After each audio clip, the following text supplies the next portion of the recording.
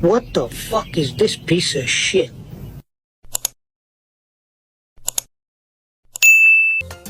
Yo voy a votar por Donald Trump. Déjate ir. Vote for Donald Trump. I love my freedom. I will vote for Donald Trump. Pero que dura Melania. They thought they were better or they knew better than black people. They thought that they could turn around and vote for a white supremacist and be okay after that.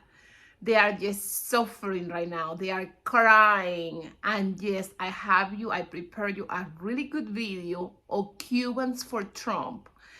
And it is marvelous. It is marvelous. So stay towards the end because you're really gonna like it. So there's been a poll given. Don't ask me where, but it's a poll fucking given. At this point, the dumbest song in the history of songs and political songs and just stupid move of all time is Latinos, Cubans, Dominicans all singing, "I will vote for Donald Trump." How the fuck y'all doing now? Please, you can inbox me. I don't give a fuck what you say. You went against us. You bypassed us and you said, black people did all this stuff for me. All these things, these laws, they fought all these putrid racists and cops and judges and lawyers and racist presidents. They did all that. They fought all those rights for me. And what I did was I came here and voted for white supremacy. So how did your vote for Donald Trump work out for you? It happened around sunrise. Now, the whole fucking country is in trouble, yes. But you, I will vote for Donald Trump. Y'all are the stupidest people that ever walked God's green fucking earth. Now you're getting racially profiled legally. We've been telling you that that shit is real, but you didn't believe us. Keep on voting for Donald Trump. Now fucking look at you. Now fucking look at you. African American community is the only community that has the power in this country to change anything. They are the only ones that are going to save the Latinos. And I clap for the African American. Bravo, bravo. That's what they look at black people as. The help. Not as allyship, just disposable help. Someone that they could put in front of them as a shield. And that's why a lot of these white Cubans left Cuba. It's not necessarily because of politics or ideology. It's because of racial equality. Before the Cuban Revolution, they used to discriminate against black Cubans. It was legal. Black Cubans didn't have access to healthcare or education, and they lived in poorer conditions where they served the white Cubans. After the Cuban Revolution, all that changed. They start promoting racial equality. Black Cubans start having access to healthcare, access to education. And a lot of white Cubans, that made them feel uncomfortable. They were used to the old Cuba, where they had an upper advantage on the black Cubans. They're not going to bring this information up freely. That's why when she says save us, servitude, you're nothing but the help, disposable help.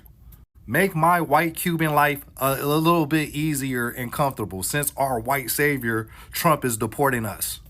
Sonia Bichara is originally from Cuba. Her fiance of 26 years, Rafael Collado, has been in Alligator Alcatraz since the beginning of July. I understand he did some time a while back. He got us into some trouble, but he did his time. He came out for good behavior, and it's been 9-10 years. He hasn't gotten into. He doesn't even have a driving ticket. He was doing everything by the book. And does he have to check in with immigration? How does that work? Every year, and July the 7th, I went with him. We went in at 7 in the morning, and about 12:30, I asked him, I said, my fiance went in there it's been like 3-4 hours, and they were like really rough and nasty. They told me not in such a nice way to go to my car. I was going to get arrested. But then I turned around because there was a glass window, and I saw him when they were handcuffing him. He definitely made a mistake, and I'm not trying to hide that from anybody. But he paid for that mistake. He really paid for that mistake half of his life. Why should he be paying for it again, right now? A lot of our friends and neighbors in Miami are in danger. I think everybody here is in danger with this president. Are people in this community afraid? Because not a lot of people are talking about it, because a lot of people supported this policy. That's why my parents brought me here to the United States, so I can have freedom of speech and I could be free. And if you don't talk, it's like you're not free. You know, your hands are tied, you have something over your mouth and nothing like that. And I'm not going to keep my mouth shut. I'm going to talk and say whatever I need to say. Are you an American citizen? It's too late already, you know. It does remind them of Cuba, and they said that this is going to turn out to be a Cuban. That he's like a Fidel Castro. They are just saying, we just need black people to help us. Help us, please help us. You are the only ones that have the political power, the organization, for you can help us with this big hole that we put ourselves into. Yes, that's what they are saying. Yes, they now need help. They voted for a white supremacist, proven white supremacist, that is Donald Trump. And now they are crying about it. They are like, why did he doing this to us, to Cubans? We always supported Donald Trump. We always supported the Republican Party. Why they are doing this to us? We just been so good, such a good citizens. They couldn't even put together 2 + 2 to know that Biden was the one that helped them with the political asylum. They couldn't put 2 and 2 together. The Republican Party, it has not been helping the Cubans in the last 20 years. They couldn't put that together. They just decided to go and vote for a racist MF because they wanted everybody else to get deported. They wanted Mexicans to get deported. They wanted black people to suffer, but they don't want themselves to suffer. So this is the typical case of FAFO. I guess you get what you get. You cannot throw a fit. If you voted for this is what you get. From ICE detention, Lara Gonzalez tells us he remembers hearing Secretary of State Marco Rubio saying this new administration would have the back of the Cuban people. He feels differently now. Ariel Lara Gonzalez is in ICE detention in Texas. Like tens of thousands of others, the Cuban couple entered the U.S. under the Biden administration's parole program. 2 weeks ago, in Miami, Lara Gonzalez went to what he thought would be an interview to apply for residency, but instead, ICE agents took him into custody. His grandmother telling us her biggest fear is he'll be sent back to Cuba, where he is registered as an anti-government activist. Para los cubanos que votaron por Donald Trump, for the Cubans that voted for Donald Trump.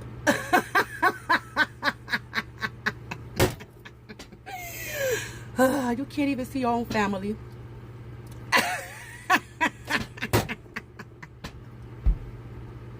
This is so beautiful. You know what red means? Terrorista. You're a terrorist. This fuck around and find out edition goes out to Cuban Americans. Cuban Americans down in Florida who voted overwhelmingly for Trump. You cheered on his tough guy rhetoric, thinking they would never come for you. And you cheered on when you saw Mexicans and Haitians and Hondurans getting kidnapped and deported. And you thought, they're not coming for us. We wear the red MAGA hat. We wave the MAGA flag. And now you look out your windows in little Havana, Miami, and you see your neighbors getting picked up, getting thrown in vans, getting shipped to who knows where. Maybe next time you'll think a little harder. You fucked around, and now you're finding out. Like Jurassic Park out there. Forget the gators and the pythons. There is skeeters. There is disease. There is heat. People are going to die. The governor, Ron DeSantis, has seized 39 square miles owned by Dade County. They're building Alligator Alcatraz. They say it's going to cost upwards of, $425 million a year just to operate this shithole. Yes. From FEMA. It's from hurricane relief money during hurricane season. Relief money. $500 million on Gator Gulag, on Guantanamo. Now, you called it a concentration camp, and I don't really know. I mean, academically, that's what it is. I don't know how else to explain it. Best case scenario, it's the Japanese in World War II. Worst case scenario, it's the Jews in World War II. Summer in the Everglades. I made a documentary called Square Grouper, The Godfathers of Ganja. One of the stories was about the pot haulers out in Everglades City, where we shot that, I think it was the summer of 2010. I woke up one morning, the back of my neck looked like the Elephant Man. Some of these skeeters are like the size of my head. It's like Jurassic Park out there. This isn't the Everglades. It's in hurricane season. In hurricane season. This place does not have adequate infrastructure, adequate running water. The federal and state government has spent billions of dollars trying to preserve the Everglades, and now we're going to shit all over it. Some of the most shameful moments in our past as the country relates to how we have treated immigrants who are not criminals. What do you mean by our? What do you mean by we, Maria? Okay, you're Cuban. Your greatest priority is to destroy our national sovereignty and identity. You talk about American history like it's something to be ashamed of. So there's no we here. You're not American. You clearly don't like this country or identify yourself with it. You want to talk about we, go back to Cuba and talk about we. I mean, this is how dare you come here and start telling us that we aren't allowed to have a country anymore? Okay, how dare you come here and tell us that, it's shameful. It's shame. You should be ashamed. How dare you? Get the hell out. Seriously. Standing there talking about shameful moments. I know one shameful moment in American history. It's when you got elected. Yes, a shameful moment is when the Cubans decided to vote for a white supremacist. This wasn't any other election like before. This was a different election. This was a different election when a person was running in mass deportation. He clearly said 1 million people is going to get deported every year. Where did they think they're going to get that 1 million people? Where they was thinking they're going to get that 1 million people that get deported? They just is going to only deport criminals. It's not enough criminals in the Latino community to deport 1 million people a year. Come on, people, in 4 years. It means that you have to get 4 million people. 4 million people. And this is the more surprising. Do you saw the lady in the beginning that she just say, oh, I voted for Trump, but my I think it's her fiance. My fiance for, how can you be a fiance for like 17 years? What the heck? Or you marry? I just don't want to even go there. But whatever. Okay, it was... It was her fiance for 17 years. And she knows that he have a criminal record.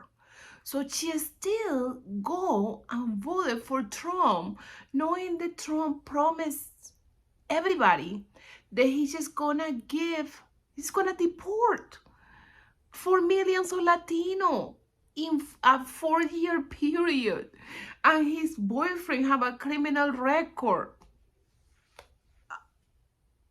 Please, someone explain to me what the heck is going on with these people in their brains. I just cannot. Common sense is a wonderful thing, but it's so many people that doesn't have none. Colonizers. I absolutely hate Atlanta weather. But let's talk about anti-Blackness in the Cuban community. To understand the anti-Blackness within the Cuban community, you have to understand how we even got a Cuban community to begin with. And we can thank colonizers for that, Spanish colonizers to be exact. Because you see, before the Spanish came to Cuba, what we know today as Cuba, there was a large indigenous population of Taino people. But it wasn't just Taino. I know I don't want to botch this name, but I might. There were the Seboni people and also the Guanahatabey people. Long story short, there were people there on the land of Cuba before the Spaniards decided that they were going to come here, mass murder everyone, and replace them with African slaves. And that's exactly what happened. But what you have to understand is even though they brought African slaves there, they brought slaves there as slaves, not to be members of society. So the only people who were walking around free and controlling shit were the Spaniards, essentially white people. So, you know, after a couple hundred years of that, you can definitely expect there to be a mixing of some bloodlines, mixing of some ethnicities, and that's how we got Cubans. Now, before I keep going, I don't want you to hear this and think, oh, all Cubans are racist. No, Cuba literally houses so many black revolutionaries from the civil rights era. We cannot ignore that. What I'm saying is anti-blackness runs rampant through their community, though, including the Cubans, not to mention the Cubans in America, which is what this video will be about. But I just wanted to make this disclaimer because I don't want you to think that this is me saying all Cubans are racist. Absolutely not. Cuba has actually been one of the greatest allies as far as the entire Hispanic diaspora. They've been there for us. But it doesn't negate from the fact that they have a bad case of anti-blackness. Let's get back into it. Yes, and they say it beautifully.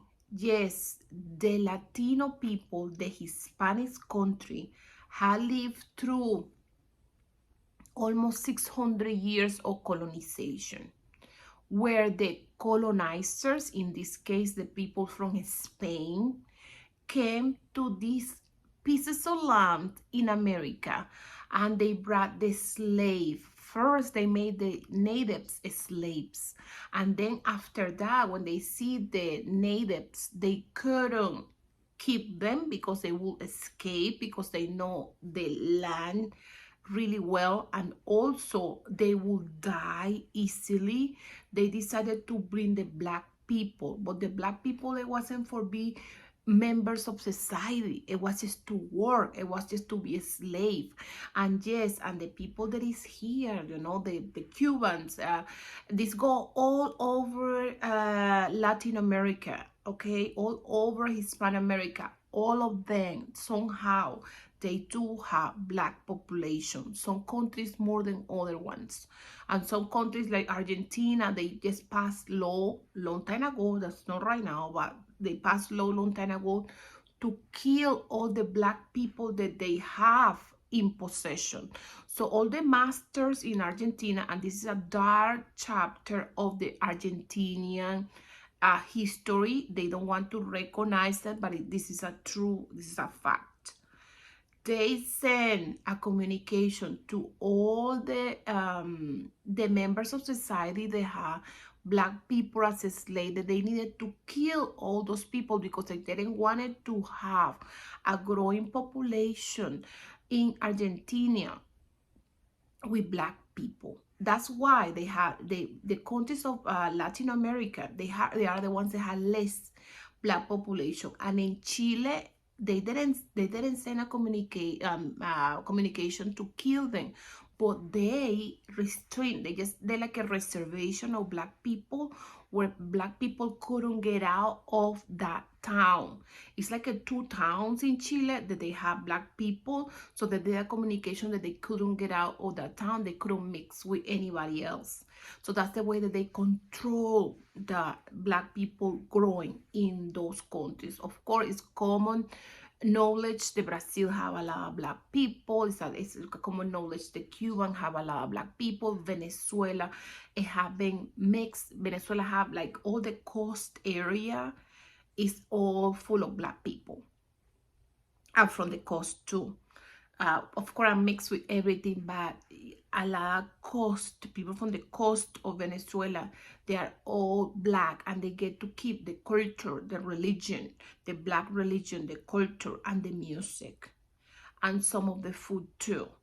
And yes, and in Central America, it's the same thing. They have a few towns, okay, they are full of black people, and this is the way it goes for all the South America.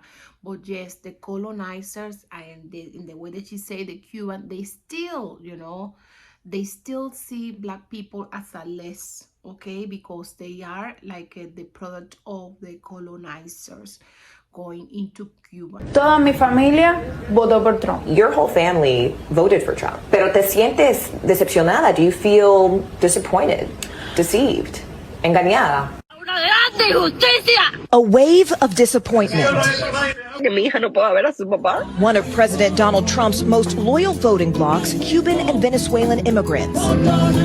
Now speaking out in Miami, a Republican stronghold, as the recent wave of deportations hits home. Elena Conde says she came here from Cuba on humanitarian parole in 2023. Her husband, Ariel Lara, crossed the border with Mexico twice, once in 2019 when he was detained and deported, and then again in 2022. 6 weeks ago, he was taken into custody at his residency hearing. So he was given an appointment to go to ICE. You told him before he left for that appointment, you don't have anything to worry about. You haven't done anything. Instead, he was transferred to Texas, where we spoke to him from his detention center. ¿Qué pensaba que iba a pasar cuando ganó Trump? What did you think was going to happen when Trump won? You're saying you believed the president when he said he was going to deport criminals. Now, Elena is left behind with her daughter, 7-month-old son, and Ariel's 70-year-old grandmother, who has been a U.S. citizen for years.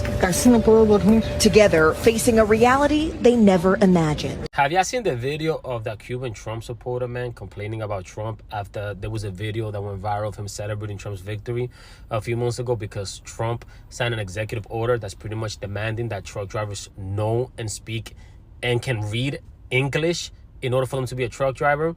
And guess what this guy does for a living, man? Yeah, he drives a truck, man. He hasn't just driven a truck. He's driving a truck for 20 freaking years, man. For 20 years, and now he's scared that he might lose his license because he doesn't speak a lick of English. And at that point, I mean, yo, you've been here for 20 years, man. At that point, you kind of did it to yourself, bro. But whatever, man. It points to the fact that there was a lot of Latinos, man, that were supporting Trump that I was looking at them like, I don't know, bro. I think you might want to be quiet at this, at least publicly, you know, because a lot of Latinos out there were doing certain things that, you know, when the Democrats are in control, they just look the other way. They don't really care, you know. But when the Republicans get up in there, they start shaking things down, you feel me? And now this dude is over here scared because he's like, damn, how am I gonna feed my family, bro? This is all I do. And yeah, I know that the Latinos that hate Trump are having a field day with this video, man. It's going around the internet. Everybody's telling me, you see, we told you he don't care about no Latinos. But nah, bro, come on, let's start learning English, bro. You've been here 20 years, bro. That's one thing that Latinos do that blows my mind, bro. I know people been here 40, 50 years, bro. Don't speak a lick, can't even beg in English, bro. But yeah, that was a month ago. I told him to be careful because they're gonna pick you up. You look Hispanic. You're covered in tattoos. You're a construction worker. They're gonna grab you. And he's like, no, I'm Cuban. I'm protected. They can't take me. I'm legal. Jose Manuel Allende came here legally from Cuba through the Freedom Flights in the 60s and 70s, which was a large-scale airlift operation that took hundreds of thousands of Cubans seeking to flee the country. He came to America when he was 2 years old. He has an American driver's license and an American Social Security card. He owns a home currently. He's a small business owner. He has a minor child. He has a child with a disability. He has everything that any of us have, all of us Americans. He owns a car. He has a driver's license. He's not an illegal. But he does have a criminal record from more than 2 decades ago, and he never got his citizenship. They came here legally. The government invited them in, and now the government's saying, get out. Why? Why does he have to get out after 58 years? Vincent, you voted for Donald Trump? Yes, I did. 6 Nicaraguan men on May 27th were detained along US 1 in Sugarloaf Key on their way to a job. Vincent Scardina is the owner of the roofing company where they worked. Given his support for the president, we asked what he would tell the commander-in-chief. What happened here? This situation is just blatantly not at all what they said it was. While he agrees with most of the president's policies, he thought the Trump administration was going to focus solely on deporting criminals. It seems immigration officials, he says, are just trying to meet quotas now. Buyer's remorse? I don't know. A little bit. I know of one landscaper that lost 9 or 10 of the whole crew he had, and he's just totally out of business all of a sudden. It's pretty obvious, I would say, that the reason why they were pulled over is because they're Latino men. Their immigration attorney says it should not have happened because 5 of the 6 have their paperwork in order with pending asylum cases. Valid work permit, not even close to be expired. And no criminal record, not here, not in Nicaragua. Losing these 6 men is losing a third of his workers. We're not able in Key West to just replace people as easily as, say, a big city. It's financially as well as emotionally. It takes a toll. You get to know these guys. You become their friends, just not an employer, but a friend. And you see what happens to their family. It's quite a shock. What do you guys think? Give me your opinion below. What do you think the Cubans went and voted so proudly for Donald Trump? And now it's the typical case of FAFO. It seems like they didn't read Project 2025. Somehow they cannot identify the DT is a wannabe a dictator. It puzzles me all the time. I cannot understand it. How can you not recognize that this man is a dictator? Okay, it's like, how? What part in the history book this guy lost? Well, whatever, guys, you know, it is what it is. So if you want to just give me a coffee, I'm like a kid in the candy store. Every time that I get money for coffee, I'm like, I just got money for coffee. I will leave you all the information, okay? I will leave you all the information towards the end of this video for you can send me money for coffee. Please don't forget giving a like, comment, and subscribe. Help us to support liberal media. Help me to support our channel and the growing of liberal media. The MAGA nuts have all the subscribes, all the likes, and all the comments. The MAGA nuts have all the subscribers. So help us to support liberal media.